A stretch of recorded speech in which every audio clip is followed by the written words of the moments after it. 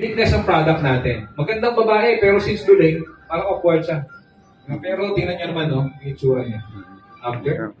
So yan yung difference. Kaya alam niyo, no, ako nagpo-broadcast, sabi ko, first time in my life, nakakita ko ng produkto na para sa yung duling pinahiran, tumubid yung mata. Kinabukasan may seminar ako, alam mo, daming dumating ng duling.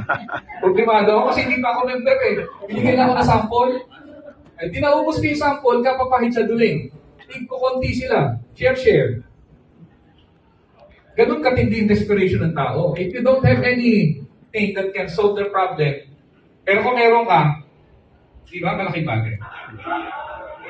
Demo, actual, first, before, after. Makikita nyo dito,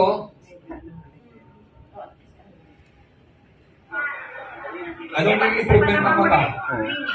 Ngayon, macam mana sudah paningan mo? Okay ka? Okay na. Okay na. Malaysian eh. Mudah-mudahan. Taga Bulacan daw. Ay, ito malupit oh. Ito naman bata, tinutok sa school ay nung pumasok kasi meron siyang problema na gano'n siya ng gano'n, hindi pa control.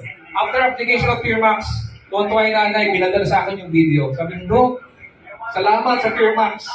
Kasi tingnan niyo yung resulta sa anak ko. Versus yung kanina, walang tingin yun.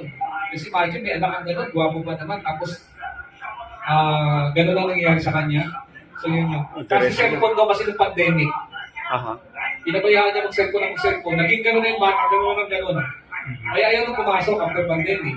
Pero Fearmax, naalala niya, Fearmax is something na pwedeng gamitin. Ginamit niya ng Fearmax siya, yun ang epekto. Dok, pakiulit yung before. Okay.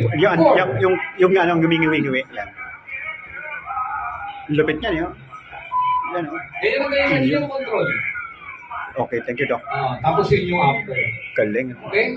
So makikita nyo how Fearmax can